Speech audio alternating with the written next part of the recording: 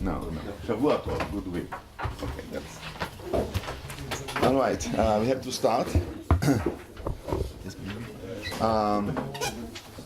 The topic of today's lecture is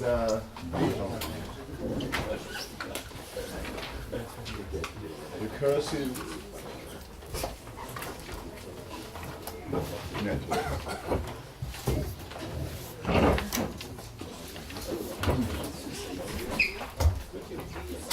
So I'll start with summarizing what I told you last week, my last lecture on Friday, because Sorry, could you switch on the light above the board? There is people at the back. it's better. Switch on the light. There's no light. I think that one is just broken. Or maybe here, there is no light on the board, I don't think. Or switch off. No, switch on. But This Yeah, one. this is broken. It's not. advanced, come on. Everything works. In Israel, all this doesn't work. Okay, anyway, the task that I discussed on Friday will be the same task as I discussed today. So I'll remind you, there are set of, in the input space, there are set of clustered signals. You can think about them as mixtures, Gaussian mixtures, or noisy binary templates. It doesn't really matter the actual realization in the input space, but pictorially we have this type of balls, or kind of Gaussian spheres. We'll have P of them. I'll draw them something like ellipsoid, but I meant balls. There are P of them, P clusters in the input. They are characterized by, let's say, their centers. X, 0, mu are the centers, and dimensional vectors are the centers or templates.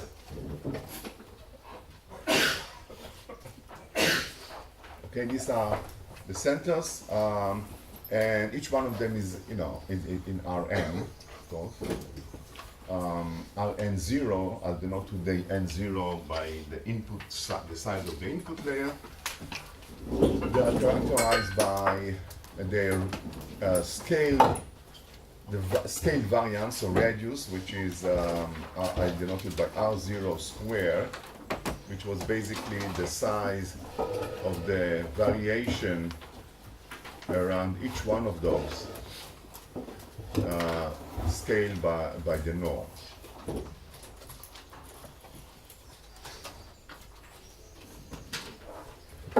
I'm assuming that the norms are the same for all of them. Otherwise, there will be a distribution of radii. Let's simplify things. So all of them are characterized by radius. The radius is always scaled. All that, because what matters is how well they are separated. So the radius relative to the norm. This is R0 squared. This is the noise at the input. There are some vectors, x0 mu, also kind of randomly spread, so there is no particular structure about the templates. And the task is very simple. We have some binary, the ultimate task, there is some binary labels for each one of them, and there is some tasks that, labeling, binary labeling that we want to kind of separate, half of them plus, half of them minus. This is the supervised task ultimately. Okay, so that's the task, and the network that we studied on Friday was a two-layer network with an expanded what we call cortical layer. So we had two sets of weights. There is matrix W. So now I'll denote this by N0, and let's denote this by N, because I have many of them, so I'll denote it by N1. Well, that's denoted by N. I switch my notations, but forgive me for that. And just denote N0, the size of the input, N, the size of the cortical expanded layer. There's synapses W here, and then there is ultimately a vector V here. which is the weights, the supervised weights. So we are going to use, and we use the supervised learning for the weights, for the readout weights. The readout weights know about the task, the particular labels, so they learn association between the clusters and the labels. However, without an extended layer, this would be bad because of the noise. So we assume substantial level of noise, so that if you just do it on the input layer, you will essentially fail. Not fail, you will be able to separate the templates, but you will have a bad, hard time to be able to overcome the noise. So the intermediate layer, the goal of it is to be able to overcome the noise, to be able to reformat those clusters in a way that their variability relative to the scale variability is small, so and it's also expanded, so that it will be easy to separate. So then what we discussed is, okay, so this is supervised learning, some linear classifier. But what about W? We discussed several options. We discussed random W, and I'm not going to discuss now the limited connectivity, but full range Gaussian W. That's the simplest option to simply project those clusters into intermediate layer with expanded dimensionality, but just with random weights. I also, So I also introduced, by the way, before going that, I introduced sparsity F. F was the mean activity across the population. So what I told you about random weights is that it is not doing very well to solve this task. If you look at the performance of the readout in terms of classification error for the random weights, so if I just look at the probability of error at the output as a function of, let's say, the level of sparsity, there is some improvement, but it's, no, this would be, I don't know, this would be like input layer. But the main point is that the sparsity, you gain something by modest sparsity. There is kind of optimal sparsity, that's one point. We also discussed the fact that you cannot really gain too much by expansion because there is some saturation about how much you gain with expansion. So this is with respect to F. This is with respect to saturation, so the expanded, or n over n0 if you want. Then you plot again the performance. So there is some improvement, but then there is some saturation. So you cannot keep improving by further expansion.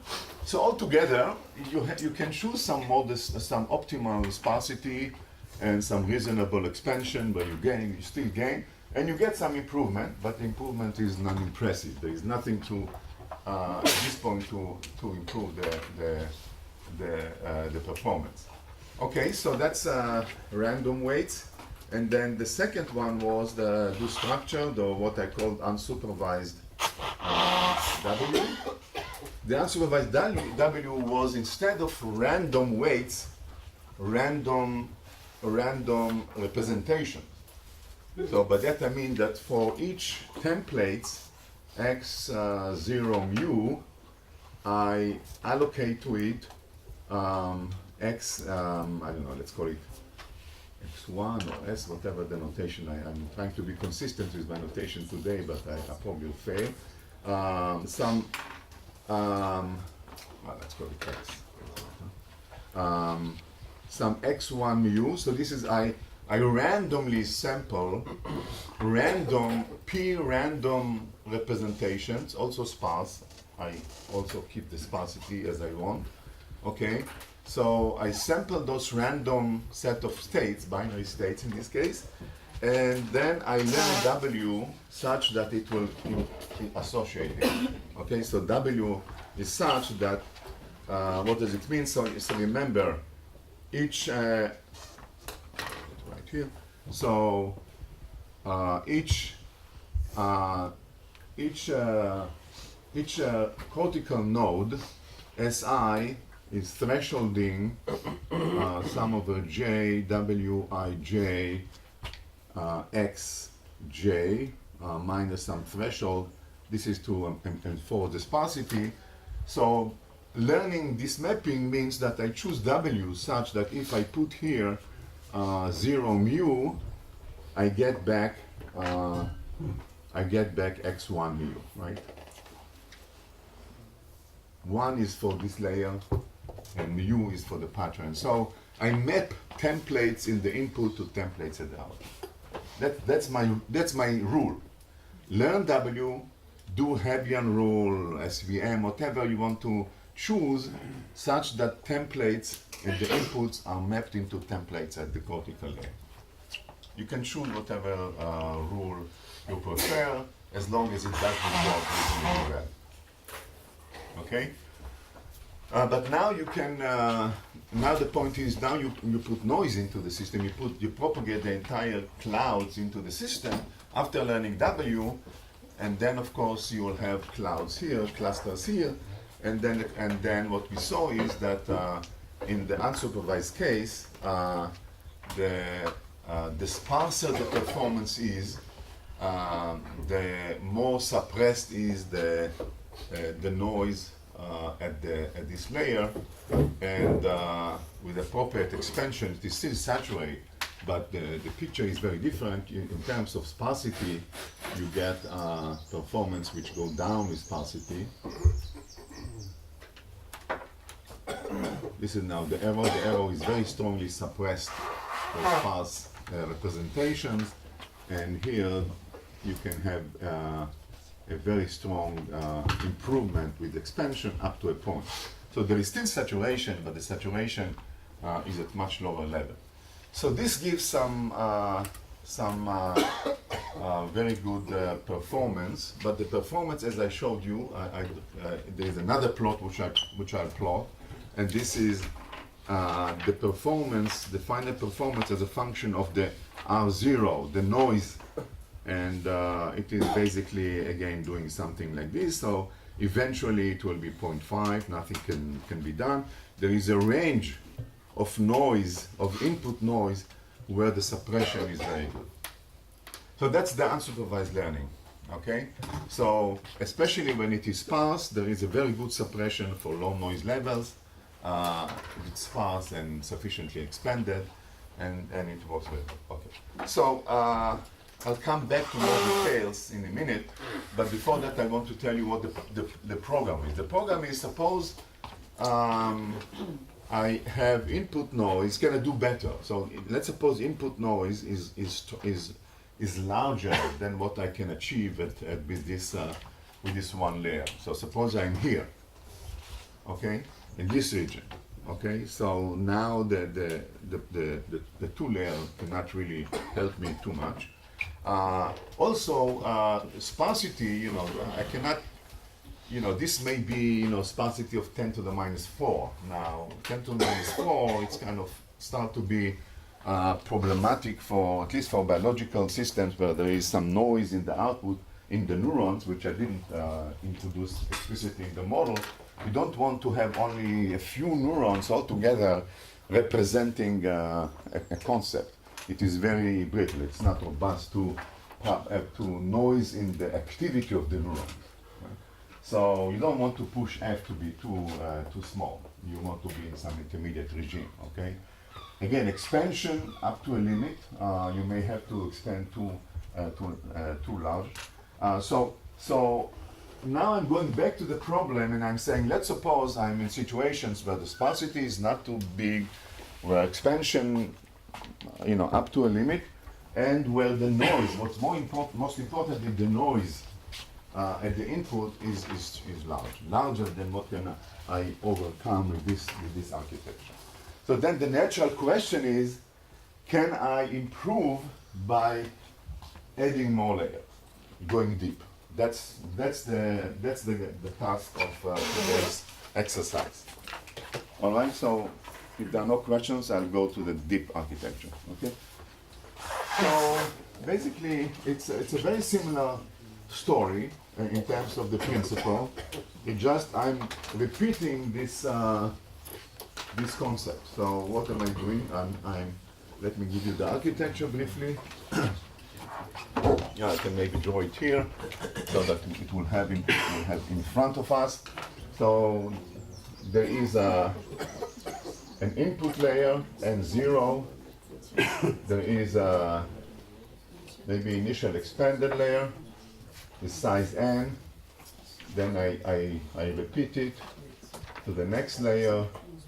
I repeat it to the next layer, and so on, and then eventually I have some output 1. Okay? I just, these L times I repeat it. Okay? There are questions? Questions? Yes. How different are the two, like the random weights and the unsupervised? Because I understand that it's two different procedures, but effectively, how different from a random sampled W? Yeah, it is a subtle point, because I agree, but both of them look like I'm using randomness to create a representation, right? Yeah. However, when I put random weights, okay, and I just look at how templates without the noise is propagating, is representing in the cortical layer, already here there are correlations, random correlations. Okay. Because they all are pushed through the same bottleneck of the same random waves. The correlations are not like all of them are positive or negative, random, but still non-zero. Whereas when I do the random representation, the templates by design are uncorrelated. Okay? However, the noise will have correlation, but still the starting point is better. So correlation, as we'll also see in the next two lectures, in the last lecture in particular, are very important and awfully ignored. Okay, correlations is very important limitations on processing. Okay, so when I put random, when I choose random representations here, then at least the templates are uncorrelated. Then there's still residual correlation because of the noise. Okay, so I have L layers. As you see, as I drew it, I'll assume for simplicity that they have the same width, n. You can, it will be interesting exercise whether you gain by varying the architecture, but I assume the same. So there's initial expansion, but then everything will stay the same width. I'll have all of them will be binary. So now there's some W0 here, initial W. So this is layer 1, there is W1, layer 2, there is W2, etc. So this is, let's say, layer L minus 1, and this layer L. At some stage, some intermediate stage. So this will be WL. Right, the mapping from the L minus 1 layer to L. Here there is this readout weights V, which be the same. So I'm simply repeating this structure. What else can I say? There are these clusters. So here there are R0. This is R0. The same clusters as before. There are centers X0 mu as before. There are P of them, so the task in the input layer has L0, N0, alpha 0 as the number, the fraction of the number of balls, right? P is alpha 0, N0, alpha 0 is order 1. Then when you go here, of course, then there is a parameter, okay, there is sparsity here, F. All of them will have the same sparsity in terms of the representation. Of course there are, so let me write down the dynamics, okay? So SIL is a threshold of sum over J, Wij, L, Sj, L minus 1, minus the appropriate threshold to have sparsity S. So I'm always thinking about 1 over n times sum over I SIL to be F. This is the fraction of active neurons. This is how signals propagate across the layers. All right, so binary representations, and we propagate all the signals, and then ultimately we want to see the performance at the output. Okay, very simple. So before I go to to some details, let's start with the random weights. And the reason for that is the motivation is very simple. We already said that with the one layer you can get some improvement, but it's modest. Okay. So now the idea is perhaps if I just iterate this, I'll get more and more improvement. Eventually, I'll be able to basically suppress the noise and. So, by the way, what's happening here, if it is sufficiently deep, is basically at some stage, I hope, I'll get invariant representation. Namely, I'll get a representation where basically each cloud in the input is represented by one state, or almost one state. This is what I want, right? I want a deep network that ultimately will give me an invariant representation of this cloud. Now, so again, going back to the random case, so you imagine, okay, so you do some improvement at this stage.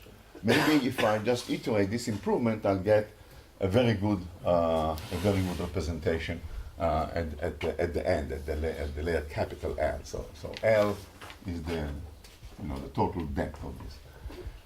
Now it turns out this is not the case, and it's just the opposite. So I don't want to go into the details, but if you do this, if you just say random, and you look at the number of layers, and then the readout performance at the output, you start with some reasonable value at the beginning. Let's say the input layer, some 0.4 or something not interesting.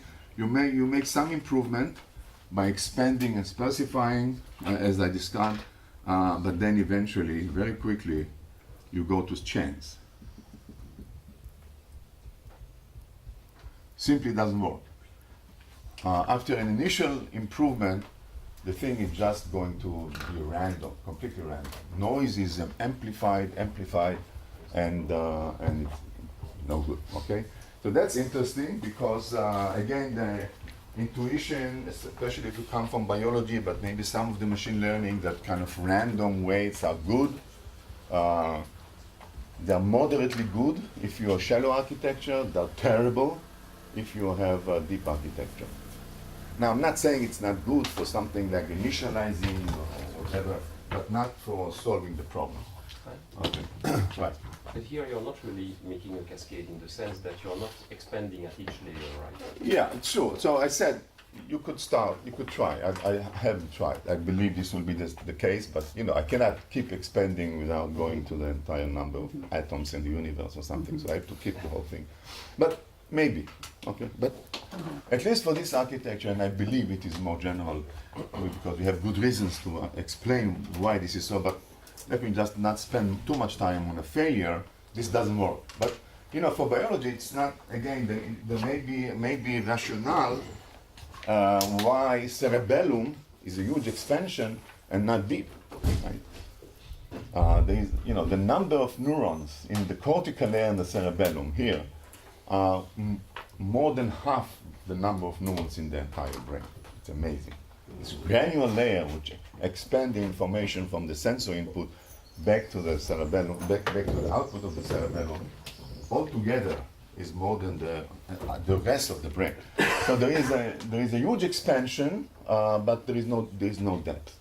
So maybe because what the cerebellum does, as we discussed Friday, is this random weights and so on and so forth. So I don't want to go back to it because what I want to ask is: is there potential benefit of doing this for unsupervised weights? So that's what I'm going to do. So that's not good. So I'm going to go back to the unsupervised, the structured weights.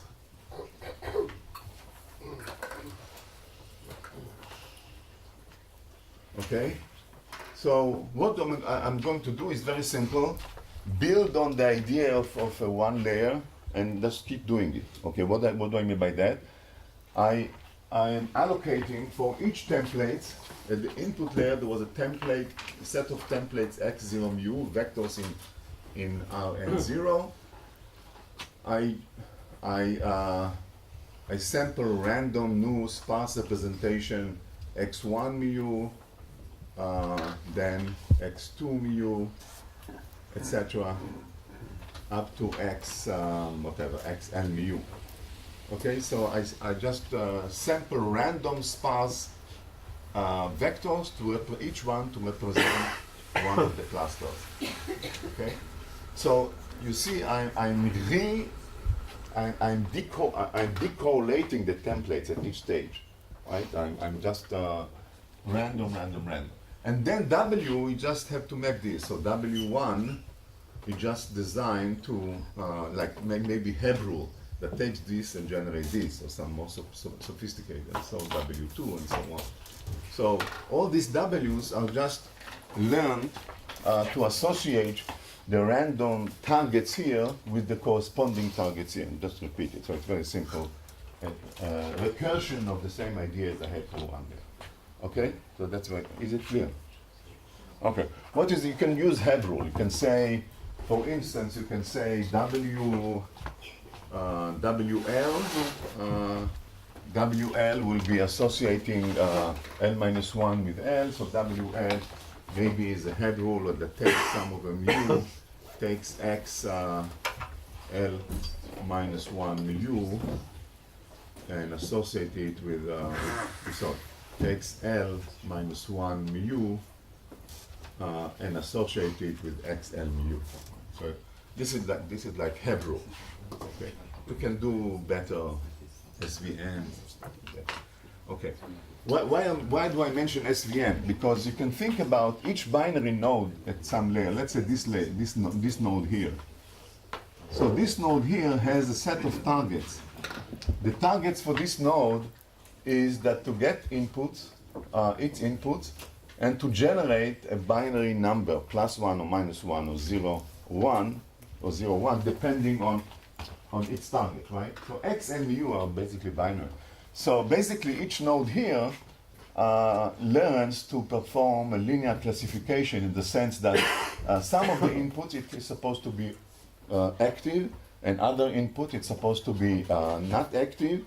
So it basically has to learn this. So Heb rule is one learning, you can do perceptor and SVM to learn the mapping from the input to each one of the neurons at the next layer.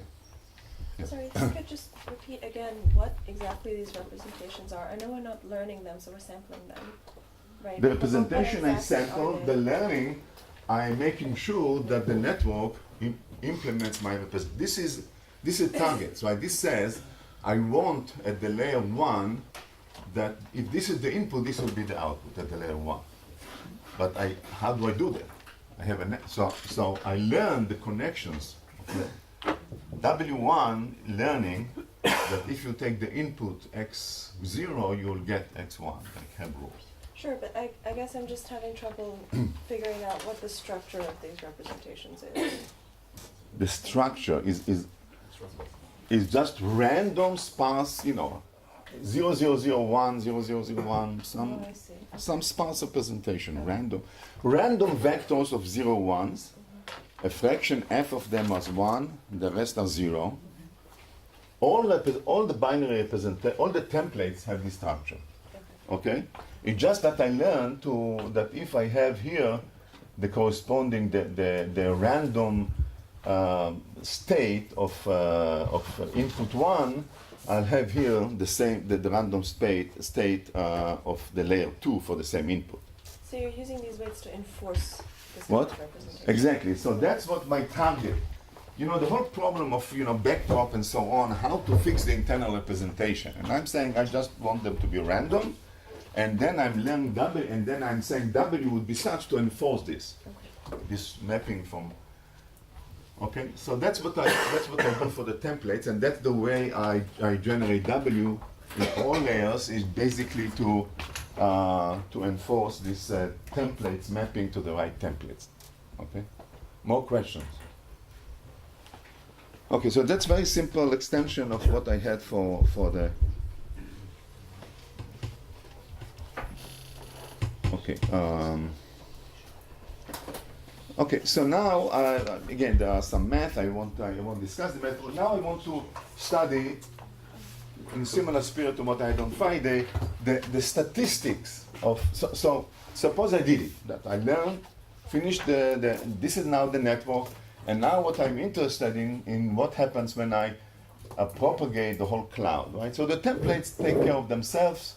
If I put the template here, I read the right representation for this template, the right representation, and so on, because of this W. Now I take the whole cloud of one of them, and I propagate, and I want to know what happened to the cloud. I start with kind of spherical cloud, and I propagate through the network, and I'm interested in the statistics of those clouds as they propagate through the network. That's my goal. That will determine whether this is good or bad, okay?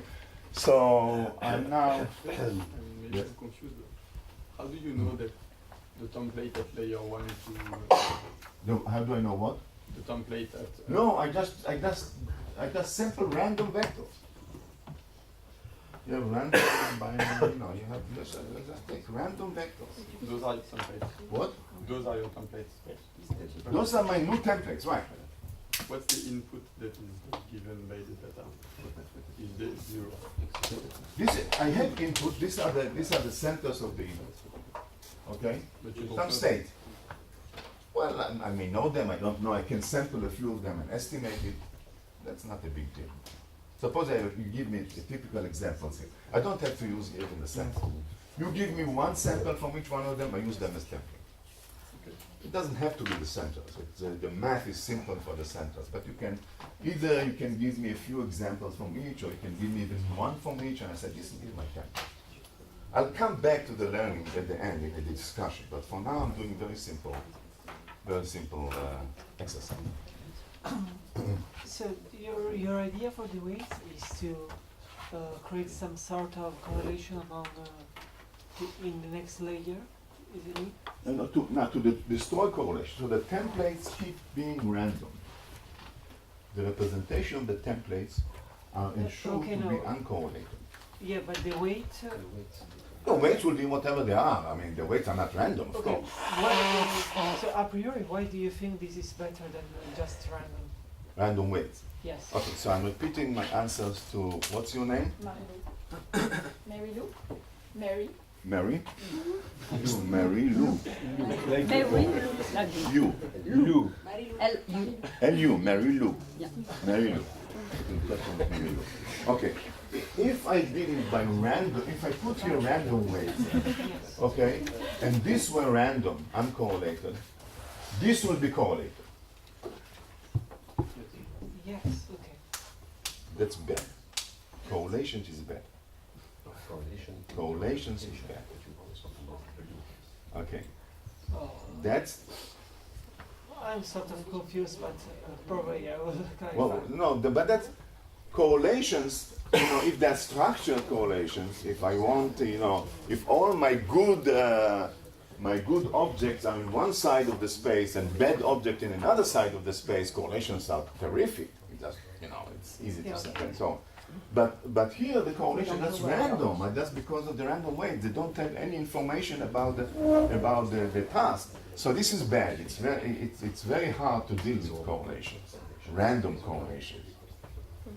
So I'm trying to avoid correlation. So this is why I'm using random representation, not random weights. The weights will not be random. I mean, they'll be looking maybe random, but they're not going to be random. Okay. Now I'll just say one word about that, about the difference. Suppose I look at one of these layers, okay? Suppose I look at this, at the field. So let's call this H-I-L, okay? The field at the neuron I at the nth layer, okay? I'll explain you the difference between and you'll see it. So now I'm plotting the histogram of P of H, this H, but histogram over all the patterns. So I'm looking at this guy, and only the templates. I'm looking at this guy, and I'm asking, as I propagate the templates, okay, some of the fields will be large, some will be small, how the histogram of this will look like. So what you will get, it doesn't matter where the 0 is, but you will get, if you use random weights, if the weights here are random, and I propagate all these templates into it, so I have P of them, P is large, I'll get basically Gaussian, it's not surprising. Right? Okay. So now I'm saying I come with a threshold, with an X, and I say, you know, this is T. Okay? All these should be, fraction F should be plus, and the fraction 1 minus F should be 0. That's the process, right? Because I want a fraction F to be, you know, to be active. So that's true also if I look at the layers, also true if I look at the patterns in the same. Okay, this is without noise, okay? Now I'm adding noise. So you see the noise is kind of jittering this, okay? But we are in the tail. When you jitter this, it's horrible, right? Because now it's very easy, if I just move it a little bit, to have all this going inside. You know, and now I have a big error here. I'm at the tail of a Gaussian, and the noise is simply swapping back and forth around my threshold T. So a large fraction of the neurons here will be flipped when the noise is coming. Okay, if I put, so that's random weights. If I do the same for the unsupervised, the structured weights, it's very different. Because what I have for P of H, because the W learned that some of them has to be plus, some to be minus, I'll have something like this. This is F, and this is 1 minus F. This is without noise. This is what I have without noise, because the W learned to separate the plus 1 from the minus 1, because it learned to separate, to map this, you know, to map the input here to plus 1 or minus 1 depending on the target here. So this is what the neuron sees when the weights are not random. And now of course there is some T here, and now I'm adding noise. It's really very robust to noise. I shake this little bit, so I'm now here, and now this may be moving here, but the gap here is very robust against the noise. Okay, so learning W to generate this mapping is a huge advantage relative to random.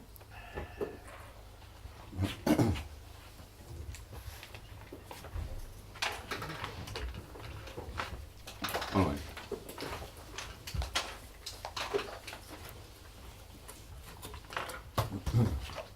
Okay, so how do we analyze this? Okay, so I want now to do analysis. So I want now to say,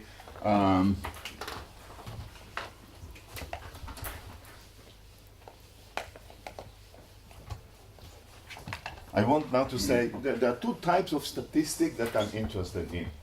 One statistics is, I said I maybe draw here one stage. So this is L minus 1 stage, and then there is W, and then there is L stage here. That's the mapping. I'm looking at this stage, okay, and I'm interested, okay, maybe L plus 1. Okay, so what are the statistics that I'm interested in? First of all, the statistics at each one of these clusters. So let's look at the cluster L, and I'm interested in the statistics of the clouds here. So what I mean by that, I mean the states. As you know, there's a binary states here, and now I'm putting on my, I'm taking one of the cloud, putting it through the network. I get a cloud in the state space here, so some of them plus, some of them are 0. Generates a cloud because you know, the templates will be fine, but the other ones will generate some cloud. So I'm interested in the statistics of this cloud here. And as we define, the statistics here will be, not surprisingly, RL square will be the size of the noise. So delta means for the noise, the size of the noise. Let's say one cloud. I don't want to put mu here, just one cloud. And again, divided by the size of the centers, if you want. These are the centers. Again, I won't discuss the details, but you understand the principle. You take the centers or the templates.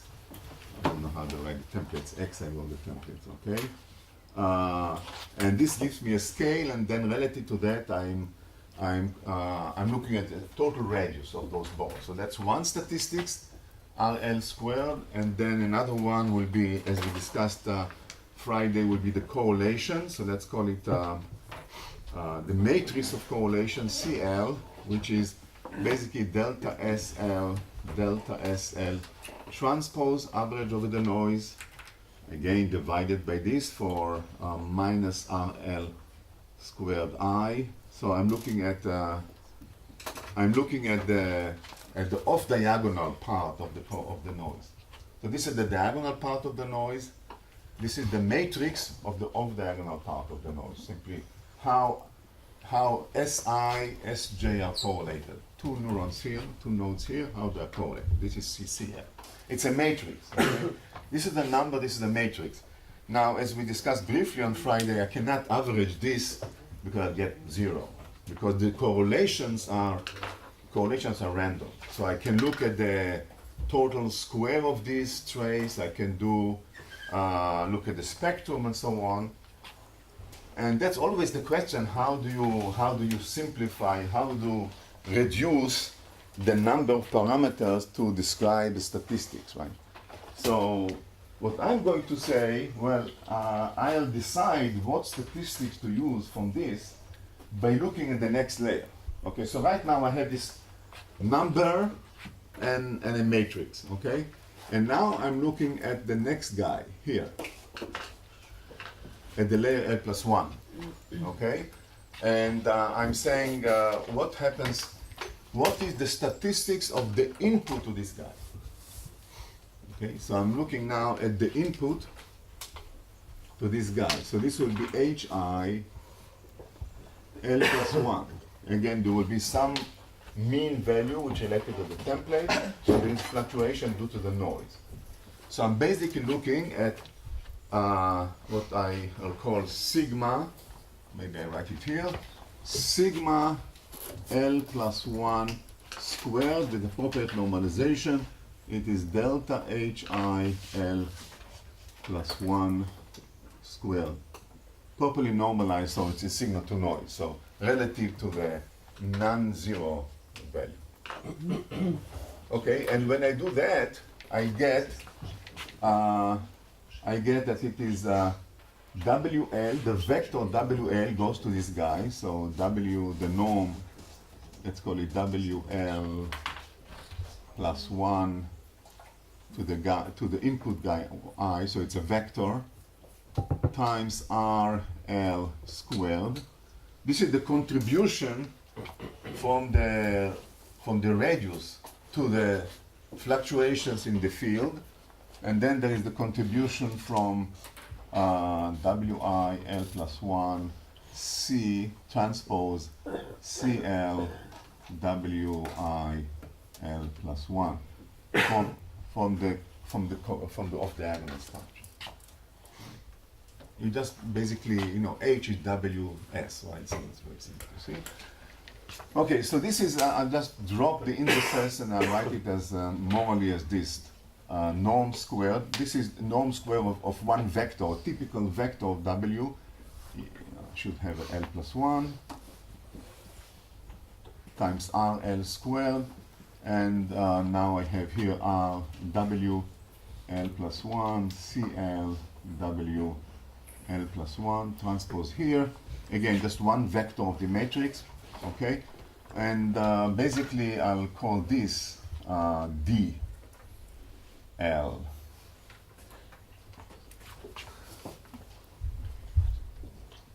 D L plus 1 or D L, doesn't matter, you can define what you want, how do you call it, but let me be consistent with how I call it. Sigma L. WL, L minus 1, L minus 1, so it will be L here and L here. So there are two contributions, one I call DL, one R. Okay, so why this is, okay, so again, it's very simple. I take these noisy signals here and I filter through W. So the variance is simply W, the diagonal part will be W square RL, and square, and the off diagonal will have this dot product with variance. Okay? Now these are numbers, so you see this is now a number, scalar. So this tells me what aspect of this matrix I'm interested in. It is the aspect which is projected, it is the matrix which is projected to the next filter W. Okay? Project you see onto this vector W. Very, very simple. I don't want to decide, you know, shall I square it? Shall I take the fourth moment? Shall I take the spectrum? I just ask the next guy, what do you care? What aspect of C you care? Well, he tells me, that's what I care. Because this determines part of my noise. Okay? So these are the two contributions which I have. Very simple. So just to clarify, the CL Yeah. is defined for each mu. That's all, yeah. Everything is for each mu. In the simple model that I'm discussing here, statistically all of them are the same, so I just ignore the index. But you're right. I'm just taking one cloud and pass it through the network and look at the statistics. More questions? Okay. So, okay. So now I have these two quantities. These are scalars, right? One scalar here, which is a function of W of the learning rule, WL and C. And then I have another function, which is a function of the radius. And that's, so these guys, through this equation, determine the noise here. And now you see what I want to get into. I now want to say, well, the noise here, after thresholding and so on, and looking at all the neurons here, will determine the noise at the second level. Right? This is the this is the variability of the input to each one of the guys. Okay? Now I'm thresholding these noisy H's. I'm getting now a new binary states here, and I can compute the representation. No. This is the output, right? This is the binary noise in the binary. This is the noise in the input to the next layer. But the input to the next layer will determine the output of that layer by thresholding simply. Is it clear? I don't know, lack of coffee, or is it clear what I'm doing? I'm saying suppose I have characterization, second order characterization of the fluctuations in the state, in the output state, in the binary state of this representation. That will induce noise in the input to each one of the nodes in the next layer. And that in turn, after thresholding, will determine the noise in the states of the next layer. Yes? So there is some finite correlation between analog state and the other, and it's like binary version. It's like Right, exactly. 37 degrees. Exactly. So That's tricky. I agree with you. That's tricky. In general, so here's what I want to. I'll say a few words, and then keep asking me back the question. So you see now I want to say at the next layer I'll have RL plus 1, CL plus 1, or RL, you know, or this type of thing, or this type, whatever it is, the order parameters. And then I want to just say these are simply functions of this. Okay, that's in general very tricky because you see the CL are really just a norm. That's fine, but the CL are filtered through non-trivial W, right? And W is you know, depending on the learning rule, it has some complicated structure. So you could imagine that to construct D, I really have to know the full structure of C. Okay, so the thing will not be closed under very simple reduced set of order parameters. In general, we cannot prove that this is indeed the case.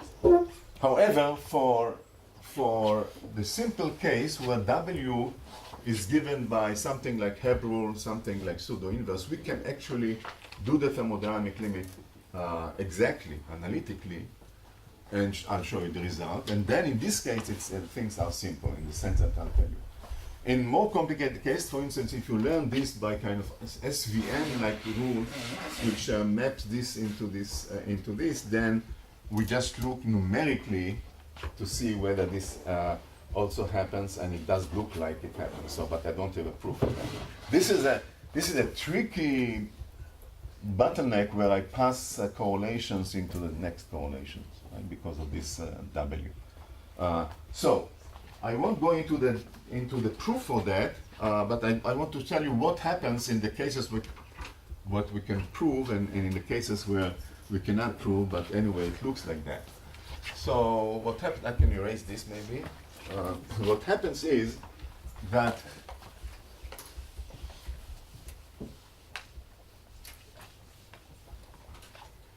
we can iterate this process. What do I mean by that? I can say, given second order statistics of the delta H given by this variance, I now compute RL and CL, RL plus 1 and CL plus 1, okay? And then I compute the second order variance of the next layer. And it turns out that they are closed. So what do I mean by that? I mean that I start from sigma L. Sigma L will be the input here,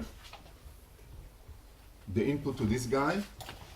I compute from this DL, you know, this RL, DL, and so on, RL and CL, all this stuff. So what I did, and then from this I compute sigma L plus 1 squared, and this is closed. I only have to keep track of this sigma of this value. Nothing else. I can write everything in terms of a mapping between the input noise at the next layer to the input noise at the previous layer. Namely, I can write this as a function of sigma L squared.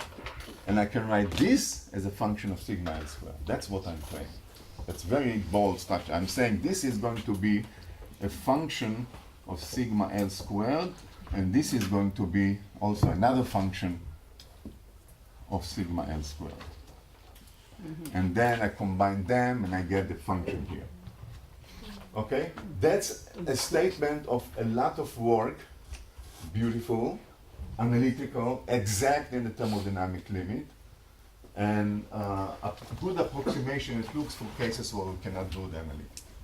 So I'm summarizing the whole thing as a mean field theory, which says sigma L plus 1 squared is a function, or you can write sigma L, you don't have to put it, a function of sigma L. Okay, one iterative map. I have two parameters. One parameter is alpha, and one parameter is f. What is alpha? Alpha is, you know, this W properly normalized, the norm depends on alpha, on the number of patterns divided by the size. For instance, this guy here, properly normalized, will just be linear with alpha. Okay, but it also depend on sparsity f. So there are two structural parameters to define this map. One is, they are local. One is alpha, the local load, the load on each one of the layers, and one is f, the sparsity of that. You can put alpha L and FL if you want to look at kind of change in the width or change in the sparsity. You can do that. It's very easy. Just put alpha L here and FL here or something. But that's the structure. One iterative map describing the essentially one order parameter, which is sigma, which then determine the rest, right? Or to compute this, I start from sigma, I compute this.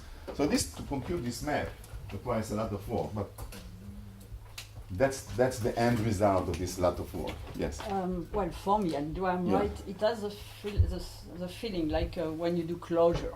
You kind of expand, and at the end you manage to close.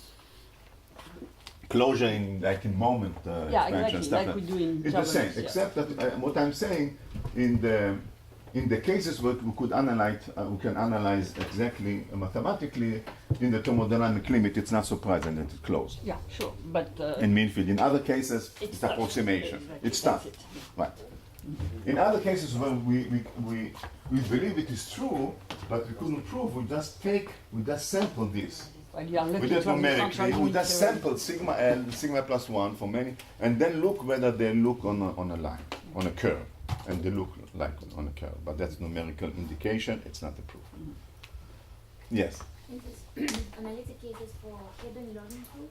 And pseudo-inverse. Pseudo-inverse learning rule is kind of, well, maybe if I have time, well, I don't have time. We can discuss later on. It's kind of sophisticated Hebb rule. A Hebb rule generates random correlations because of overlap between terms, and pseudo-inverse get rid of those. It's not local, so it's not nice biologically nice like Hebb, but it is very simple. But anyway, in those cases we can compute it in more like perceptron on SVM or other. We just simulate and find it does look like that, but there is no proof. Okay, so that's an important step, this closure, as you said, between just one variable as it iterates through the network. But then once we are here, we are in business, right? Because the whole structure here collapses to just iterating this map and see what happens. Okay, so what really happens?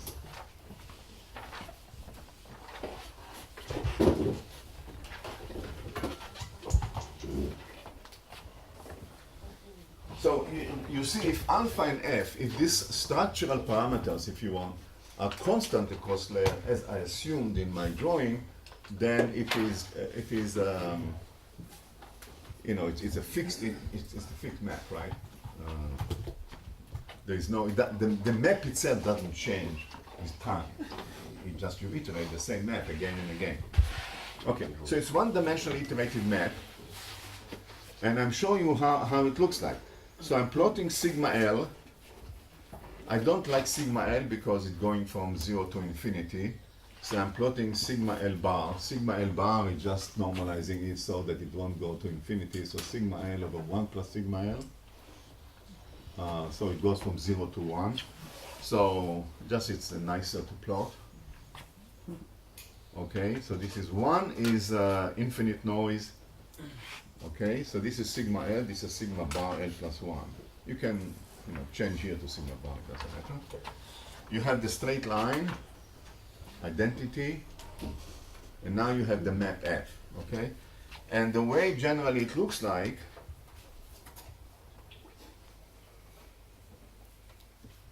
something like that, okay? So what does it mean? You have 3 fixed points, okay? You have fixed point 1, which means, again, sigma bar 1 means sigma infinity. Means that the signals would just go, the noise is expanded, and you just go to, to complete failure. The signals are completely randomized, and there is no, the error, the readout error will be 0.5 essentially. The structure is lost. The cluster structure is completely lost because the noise goes to infinity. If you look at the other extreme, you have a fixed point at 0, which is the zero noise, which means that the noise is completely sucked out at infinity. These are fixed points. Fixed point means that if you keep iterating it, at L goes to infinity, there where you'll be. So in this regime, you will be in zero noise, perfect representation at infinity. And then you have this intermediate unstable fixed point here, which is the separatrix, sigma star. This is unstable, but it's very important because it tells you the boundary between the good regime and the bad regime. Okay, this sigma star. If your initial noise is below sigma star, you iterate fast to 0. After a few stages of the network, you just go to 0. If you start in the regime where your noise is slightly bigger than this separatrix, you iterate to completely noisy state. Okay, so you capture the whole structure of this deep network with a simple analysis of the dynamics of a one-dimensional interactive map.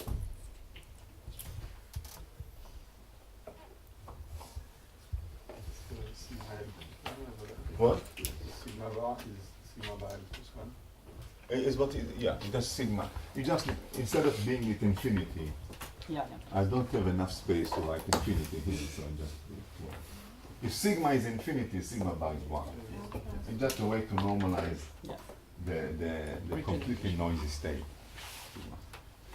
And so do you know how sigma star is positioned with respect to the limiting noise that we had in the one layer random representation, the one where The random representation? The random representation, this goes to 0. Whenever you start, you go to noise. Random W. What do you mean by random representation? Representation. So Oh, random you representation. yes, but with the one layer. You had with the one layer. Oh, you one had- layer. One layer. You One had layer a, is you had a basically limiting noise. You had a one limiting layer noise. is like iterating this with one step. So if you are here, you're doing very well, you know. And but here is the point. Okay, so let me explain what it is. One layer is you start here. Okay. Now if you start here at one layer, you are still bad, right? Right. If you start, you know, if you start here, then you are bad at point. But the point is that, okay, let me draw it maybe not as sharp as, okay, let me draw it like this, okay? Maybe. Okay, in one layer, you are starting from some noise, and you want to get good, okay? If you are here, nothing much happens. You need a few iterations to go to 0 noise. That's the point. The point is that you keep doing this process by. But my question was rather. That's the game of the one. Sure. So my question was for the random. So from this, the random representation with one layer, the one we did before. Yeah. There was a threshold in noise. There was a bad noise regime, and there This was is a good here. noise regime. Okay. So this is what I'm trying to. So what I mean is that if sigma star is I in understand the what you're noise saying. regime, you don't. Let me show you. It's just a matter of drawing, okay? So I'm trying to draw it better to answer your question, okay? So you may be here and you may be here. That's maybe better. So one layer, you basically want to be in this regime. Okay. Here, you enough to be below this regime. Okay? That's the difference, right? As long as you are below the separatrix, you will eventually get to here. This threshold here is what you can gain by only one iteration. Now, I want to follow up on your question and ask how this function, how this iterative map depends on alpha.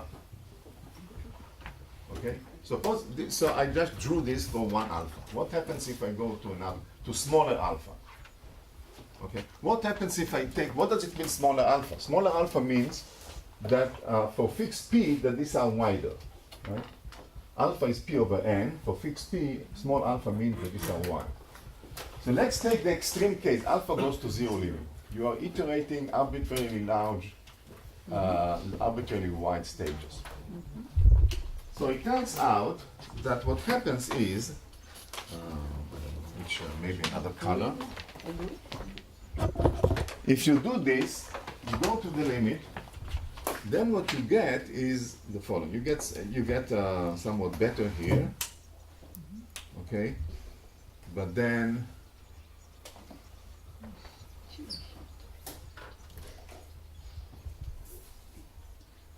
you get something which is basically, this is what you get. What does it mean? Okay. Again, this is the identity.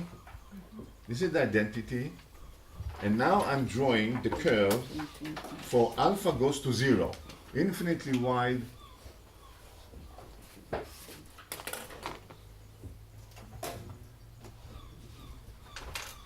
infinitely wide, deep network with infinitely wide stages. So alpha is really the ratio between the P, fixed number of objects over the size of each one of the layers. P over n. So if I take wider n, alpha is smaller. I fix always a fixed P. P is given me by the task. N is giving me by the brain, you know, how many neurons I put in each layer. So it's an infinite. So what happens here? You see, the separatrix disappeared, and basically it collided with the fixed point 1, which means essentially every noise that is not infinity, any finite noise that you start with, you will iterate to 0. Okay. But it's interesting that if you ask about the dynamics of that, there are two regimes of the dynamics. In the low noise or moderate levels of noise, the dynamics is very fast. Essentially in 1 or 2 steps you go here. But if you're in high noise, the dynamics is extremely small, it's slightly below the diagonal. Very slow dynamics. So to escape from the high noise, you really have to iterate many times, if you are here. So this is slow dynamics. Eventually you'll do it, but it'll take many iterations. And this is fast dynamics.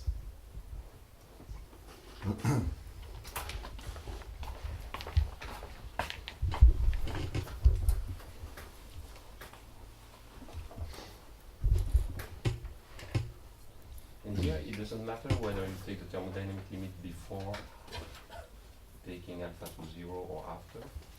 We always take first the thermodynamic limit, which is important. In a finite system, you will not see, you know, it always will be something here and so on. This is idealization in the thermodynamic limit. But you can take, you know, in the large system, you know how finite size scaling things will change. All right, so, yes? How the time to convergence depends on sigma L? On sigma L, Yeah. you mean, Yeah, you in said this that. regime, Yeah, exactly. How? Why It you is- say that is low? okay, so it is exponential convergence, but the time constant is 1 over alpha. That's the problem. Whereas here is order 1. By iteration, you meant number of layers. Yeah, so this iteration is precisely like going from one layer to another. That's the iteration. There is no other dynamics here. Okay, you start from, you know, input or layer 1 to layer 2, layer 2 to layer 3, and so on. Okay. So now you can see, okay, a few things. First of all, it's interesting because naively I would expect from universal approximation theory that if I have an infinitely wide layer, I do it by one stage. Right? That's what the universal approximation theorem said. Okay, but here it says no, even if you do it with infinitely wide layer, it's not a step function. You still have to iterate. Okay? I'll come back to it at the end of my lecture soon, but that's important to realize. But because of that, you can see that I can, from now, looking at the structure, so I have, this is for very small alpha, and as I said before, there will be something like this for finite alpha, right? This is the separatrix. These are the difference between the curves, more or less pictorially. But now I can now ask a very simple question. What is, I want to discuss the optimal network. What will be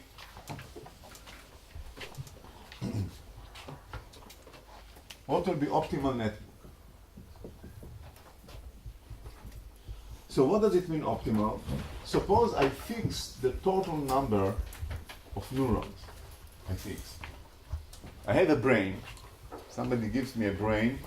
Not without any connection, but given number of neurons. I can also fix number of synapses, but let's say I fix the number of neurons. And now I want to do it in optimal fashion. I can put all my neurons in one big shallow architecture, or I can split them into a narrow and deep architecture. I have to choose. Okay, so the question is which architecture will be the best? So if I fix the number of neurons, then obviously you can define alpha tot as P over N tot. This is the total load, right? You can then say alpha is L, capital L, times alpha tot. This is, because you divide the total number of neurons into L stages, so alpha is bigger by factor of L.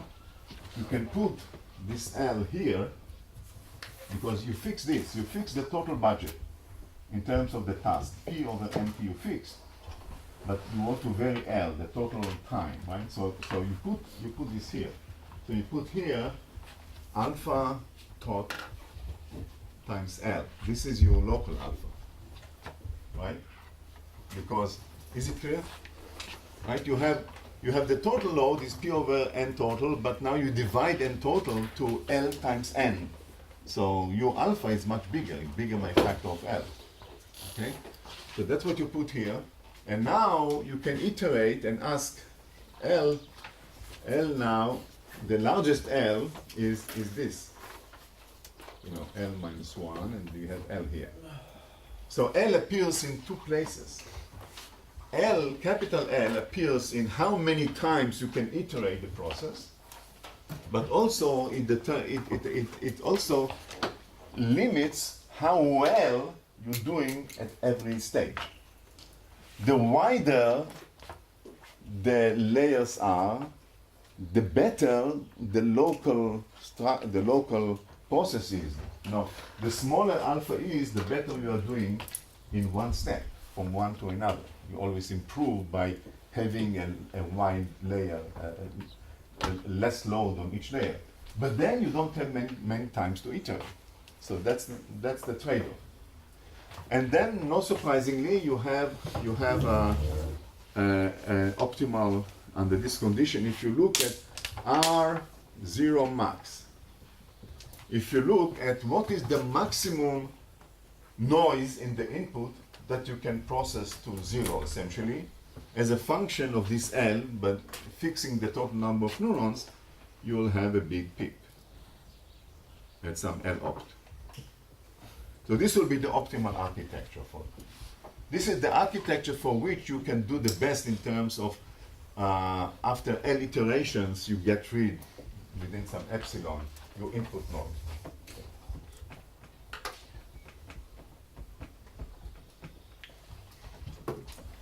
Okay, so here I'm plotting what is the maximum noise that I can, input noise that I can tolerate in my network, that I can get rid of in my network, as a function of how I split my neurons.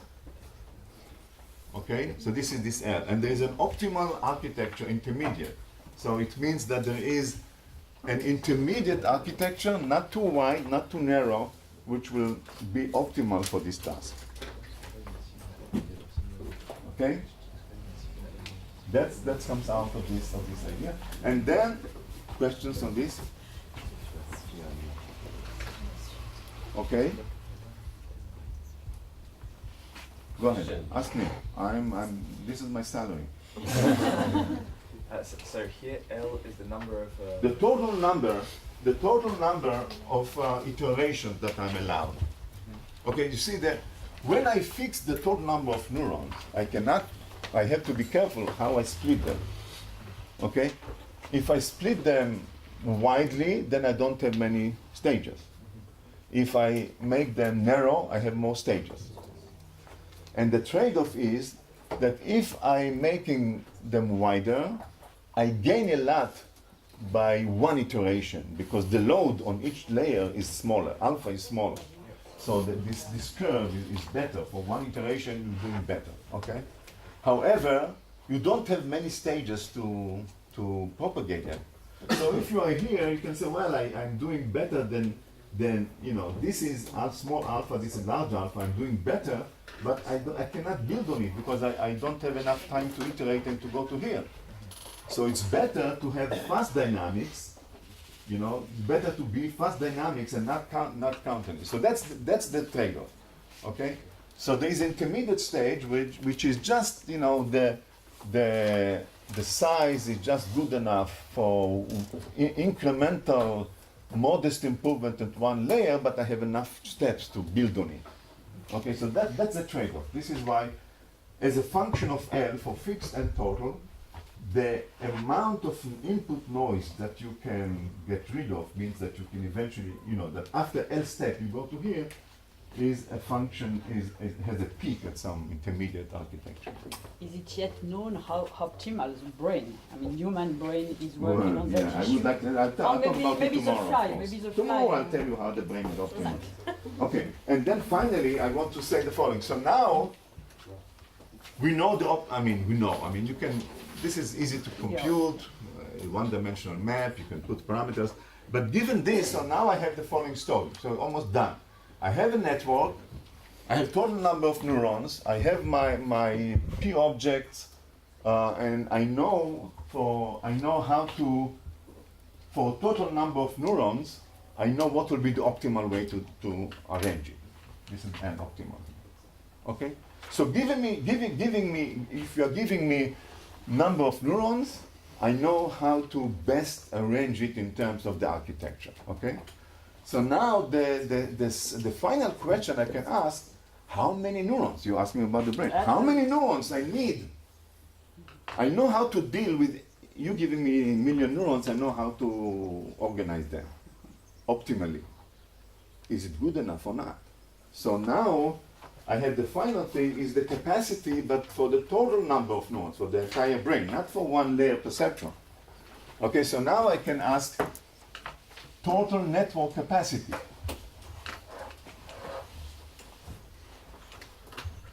So now I'm asking not the optimal architecture, internal architecture, but now I'm asking total capacity. So what am I doing? I'm looking now at which way? Alpha or P? I'll decide. Tell you. Alpha T, alpha total. Okay, so I'm defining now alpha total. This is P over N total. Okay. This is basically inverse number of neurons, right? Alpha total small means I need many neurons. Alpha total 1 means I'm in good shape. Okay? If there is no noise, then alpha total should be 1 or 2. Right? I just have one layer, put everything there, separate them like Cover told us in the first lecture. That's fine, but there is noise. So it's all a question about noise now. So I'm plotting now alpha total as a function of the level of noise. And now I know how to do it, because for each alpha total I compute R0 max, and that's my x-axis here, right? The amount of noise that I can deal with. If it's not satisfactory, okay, so I have to increase alpha total. So that's the curve, okay? It turns out there is kind of a universal scaling that for large noise, this goes like R0, this goes to 0 as R0 minus 2. So you have here something like this, and then you get the cover. This is 2 if you want, or cover still. Okay? But as you increase the noise, you need more and more neurons. This is the inverse of the number of neurons. So we started our lectures with the capacity of a single neuron in perceptron in a big brain, but now we're talking about the capacity of the entire brain. The number of neurons, for a given number of neurons, I find, for a given number of neurons, I look at the optimal architecture and find what is the best I can do. If it's not good enough, I have to add neurons. So this is what I get. This is R n minus 2. And similarly, if you ask me how this optimal size going to be a function of this, and then the answer is, so as I making the problem harder, what happened to the optimal size? The also kind of universal curve, the optimal size, L optimal. At each one of these points, I have an optimal size, so it will be L op will be the function of R0, and it will go down with R0 as, optimized size will grow as R0. Basically, it will grow proportional to R0, which means that for low noise, just one layer, cover, we are all happy. Large noise, the system has to be narrower. You have to increase alpha, right? You have to give me more neurons. You have to decrease alpha and to go to narrow structure. The harder the problem is, the more neurons you need, and the narrower the architecture will be. So this will grow linearly with R0. And that's kind of a scaling relation which seems to hold for many different learning algorithms. Kind of universal scaling relation, but take it with a grain of salt. So that's basically the summary of the story. We have a deep network to solve a very simple task, relatively simple task.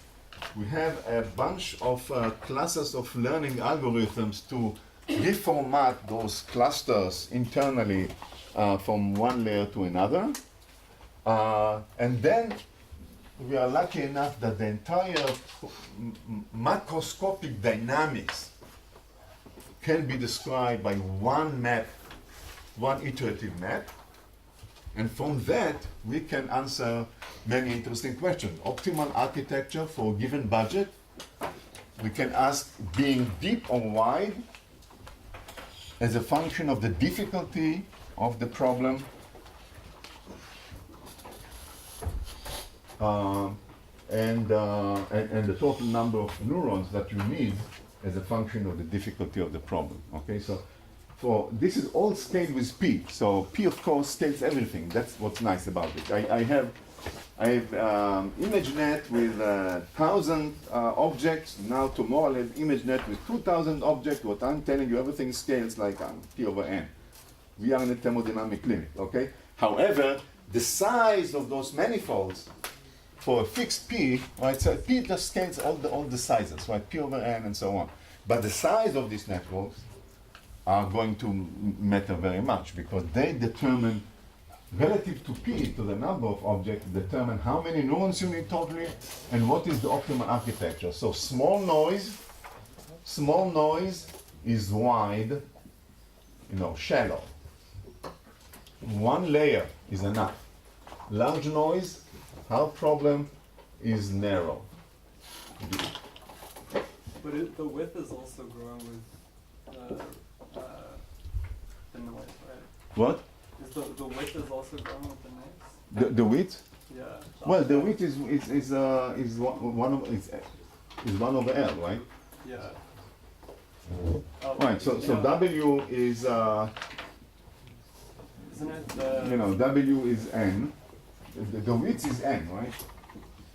So it's inversely proportional with L. Yeah. For fixed N total, just inversely proportional. N total will be growing with R squared. Yeah, N total grows here. So N total grows like P over alpha total. Right? So as alpha total goes down, N total grows. That's the same, right? Yeah.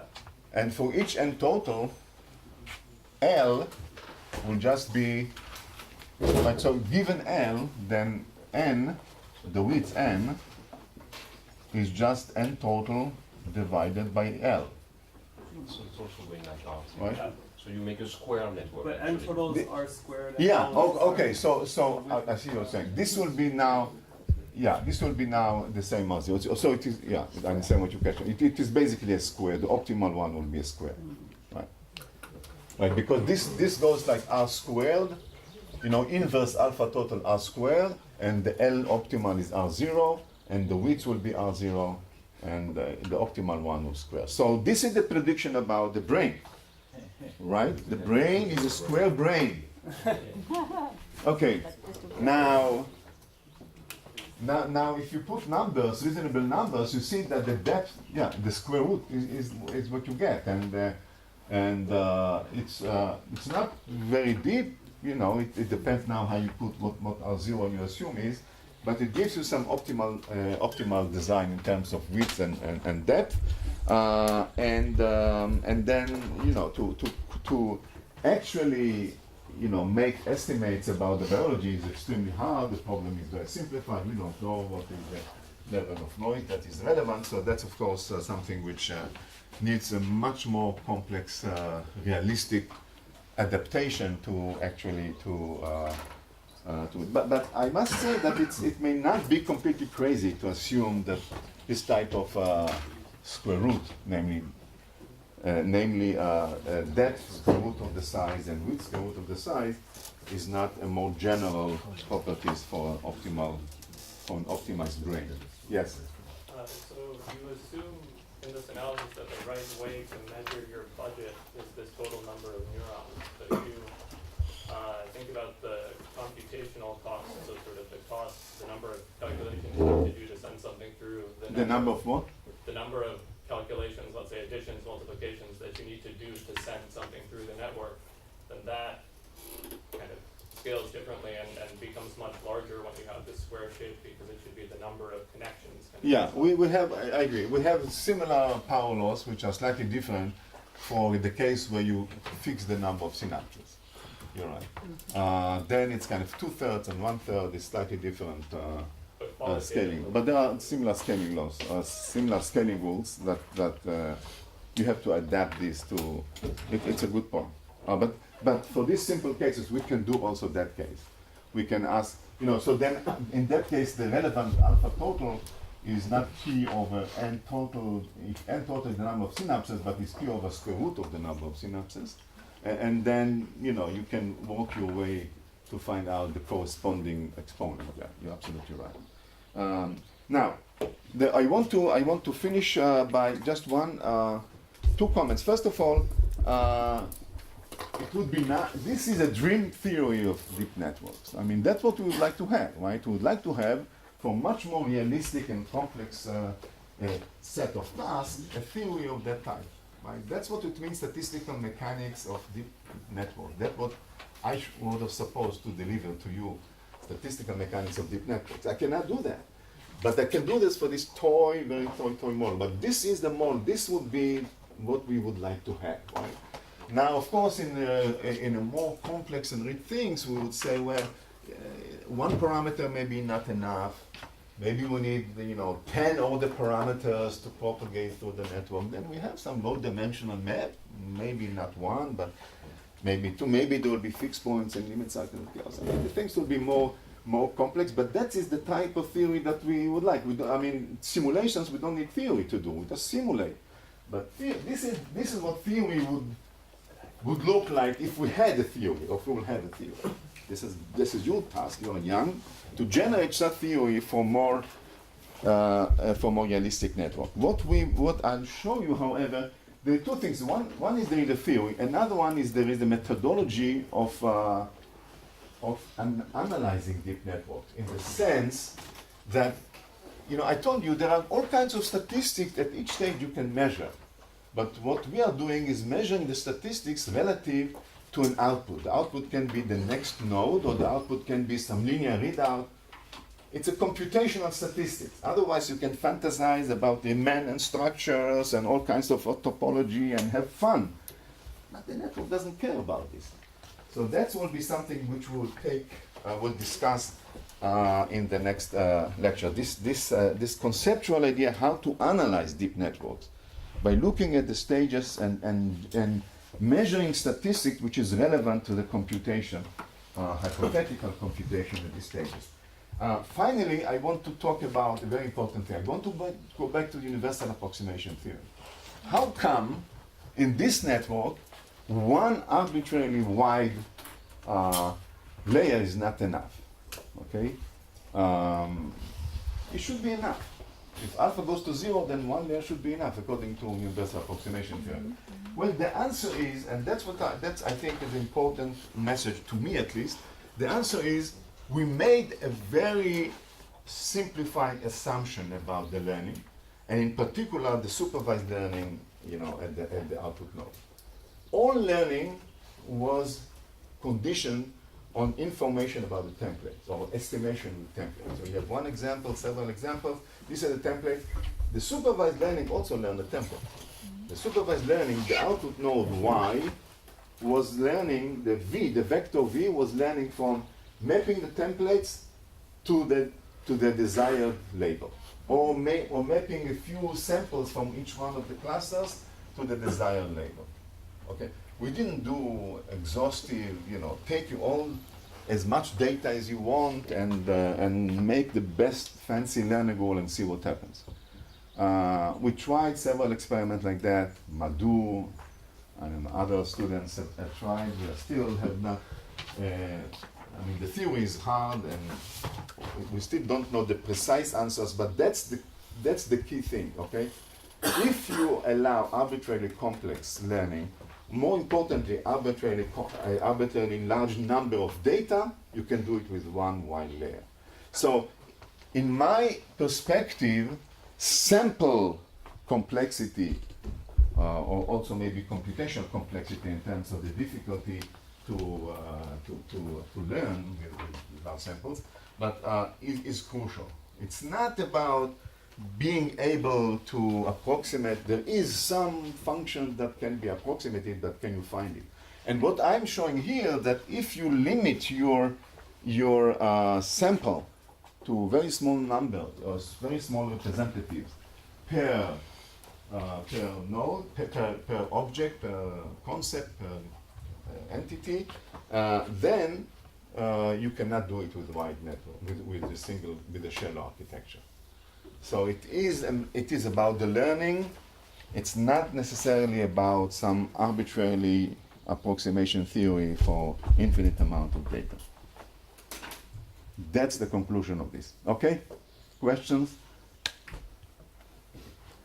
Okay.